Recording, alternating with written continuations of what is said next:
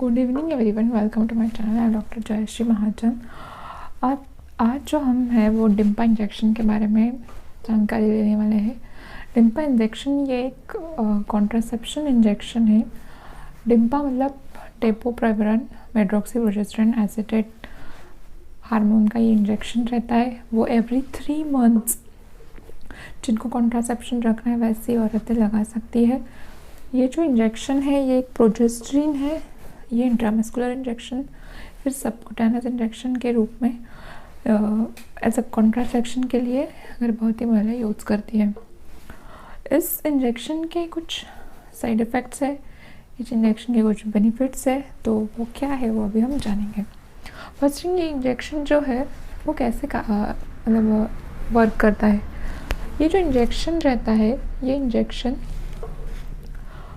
क्या करता है कि जो फर्टिलाइजेशन है उसको होने नहीं देता। कैसे नहीं होने देता, तो एक तो वो सर्वाइकल म्यूकस जो रहता है उसको वो थिक करता है, ओव्यूलेशन को वो प्रिवेंट करता है।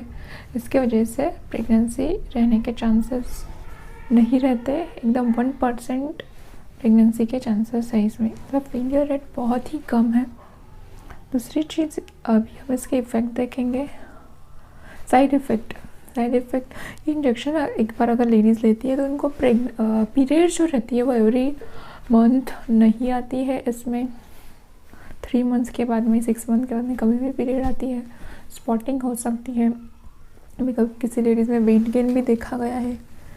और एक बार ये इंजेक्शन ले लिया तो फिर अगर आपको फिर से प्रेगनेंसी रखना है तो एटलीस्ट 1 ईयर आपको ये इंजेक्शन के बाद गैप लेना पड़ेगा। उसके बाद आपकी जो फर्टिलिटी है वो रिटेन आ सकती है। मतलब एटलीस्ट 10 मंथ्स तो लगते हैं कि वह फिर से ओव्यूलेशन स्टार्ट होने में। सो ये जो इंजेक्शन है ये जिनको नेक्स्ट प्रेगनेंसी रखनी है या फिर एक ही बेबी है या फिर कोई बेबी है ही नहीं है, तब थोड़ा सा अवॉइड करना चाहिए।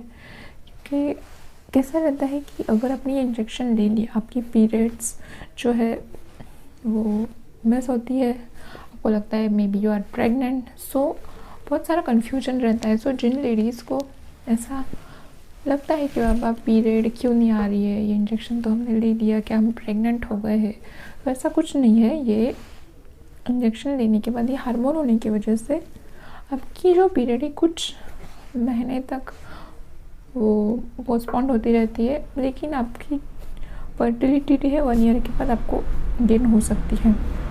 इस इंजेक्शन में ऐसा लगता है कि बाबा अगर आप ब्रेस्ट फीड कर रहे हो तो भी ये इंजेक्शन सेफ रहता है। मतलब ब्रेस्ट फीडिंग लेडीज़ हो, still you can take this injection.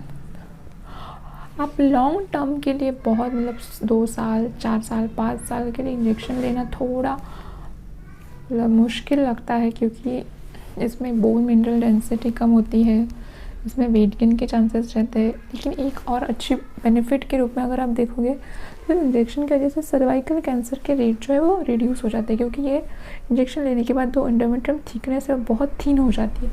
और एक बार एंडोमेट्रियम की थिकनेस अगर बहुत थिन होती रहती है तो एंडोमेट्रियोसिस से चांसेस कम हो जाते हैं, सर्वाइकल कैंसर के जो चांसेस है वो कम हो जाते हैं। ये इंजेक्शन एवरी 3 मंथ्स आपको लगाना पड़ता है। समझो एक हाथ लेडीज को इंजेक्शन लेने में थोड़ा लेट हो गया, मतलब 1 महीना लेट हो गया, तो उसने क्या करना पड़ेगा, फिर 1 मंथ तक उसने another contraception of method use करना पड़ेगा। और आपने समझो जिस दिन इंजेक्शन लगा लिया, फिर 1 महीने के बाद इंजेक्शन लगाने के बाद एटलीस्ट 7 डेज आपको अनदर कॉन्ट्रासेप्शन मेथड एटलीस्ट डम ऐसा यूज़ करके फिर ये इंजेक्शन का असर दिखाना चालू करता है। मतलब 7 दिन तो एटलीस्ट लगते हैं इंजेक्शन का असर आने में। इसके लिए जो पीरियड्स है, आपके पीरियड्स जस्ट हो गए, मतलब 3 डेज़ 4 डेज़, तभी आप इंजेक्शन लगाना अच्छा रहता है। या फिर आपने एवरी 3 मंथ लगा रहे हो तो एग्जैक्टली अपने आज 12 तारीख को लगाया तो अगले 3 मंथ्स के 12 को ही आपने लगाया, तो ये काफ़ी अच्छा है। और एक बार लगाने के बाद at least 7 days another contraception method use करो, उसके बाद इसका इफ़ेक्ट चालू हो जाता है। ये इंजेक्शन जो रहता है वो साइड इफ़ेक्ट भी करता है, इफ़ेक्ट भी करता है, लेकिन साइड इफ़ेक्ट्स मेनली पीरियड्स पे ज़्यादा देखे गए हैं कि जो पीरियड्स मतलब कुछ लेडीज़ में गायब हो जाती है, दिखती नहीं, 1 साल पीरियड नहीं आती। तो अगर जो लेडीज़ काफ़ी वरीड है फॉर दैट पीरियड, उन्हें इंजेक्शन नहीं लेना चाहिए। बाकी कुछ फॉरेन कंट्रीज़ में इंजेक्शन को मतलब एक सेफ़ इंजेक्शन नहीं है ऐसा देखा गया है। और personally I also don't recommended this injection for my patient because इसमें पीरियड्स की काफ़ी झंझट देखी गई है। लेकिन ये इंजेक्शन जो है आप गोलियाँ खाते हो या फिर आप कॉपर टेप बैठाते हो, इनसे थोड़ा सा साइड इफ़ेक्ट ज़्यादा देने वाला है। क्यों? क्योंकि इसमें पीरियड का प्रॉब्लम मेनली देखा गया है।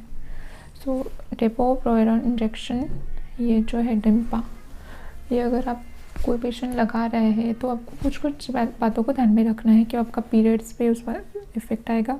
आपका 1-2 kg वेट गेन देखा गया है जो लॉन्ग टर्म बेसिस पे इंजेक्शन लेती है। तीसरी चीज़ है, अगर आपको फिर से प्रेगनेंसी रखनी है तो एटलीस्ट 1 ईयर आपको आपकी फर्टिलिटी गेन करने में प्रॉब्लम आ सकता है। Okay, so this is the topic about the DMPA injection. It is a medroxyprogesterone acid, it is a progesterone, it is a hormone, it injected in your body. वो slowly release करता है hormone को और इसकी वजह से आपका ovulation बंद हो जाता है। सर्वाइकल म्यूकस थिक होने की वजह से फर्टिलाइजेशन, इम्प्लांटेशन ऐसे जो कुछ चीज़ें हैं वो बंद हो जाती है। इसकी वजह से प्रेगनेंसी नहीं रहती है। लेकिन इसमें पीरियड्स में प्रॉब्लम आने की वजह से काफ़ी लेडीज़ इसको लेना नहीं पसंद करती है और डॉक्टर भी काफ़ी रिकमेंडेड नहीं करते डिम्पा इंजेक्शन को। ये आप ब्रेस्ट फीडिंग मदर को भी दे सकते हो क्योंकि ब्रेस्ट फीडिंग में काफ़ी सेफ़ है। और तुम जब प्रेग्नेंट रह चुके हो, मतलब आप तुरंत प्रेग्नेंट रह गए और आपको पता भी नहीं है क्यों नहीं इंजेक्शन लिया, तो भी ये सेफ़ है क्योंकि एक हार्मोन है प्रोजेस्टेरोन का। तो प्रोजेस्टीन होने की वजह से ये सेफ़ है, आपकी प्रेगनेंसी में अफेक्ट नहीं करेगा। आपको डिम्पा इंजेक्शन के बारे में DMPA hormonal contraception method injectable form के बारे में आपको पता थोड़ा बहुत चल गया होगा, आपको मेरा टॉपिक समझ में आ गया होगा। अगर आपको यह टॉपिक अच्छा लगा तो उसको लाइक शेयर कीजिए, कुछ कमेंट हो तो आप पूछ सकते हो। Good night.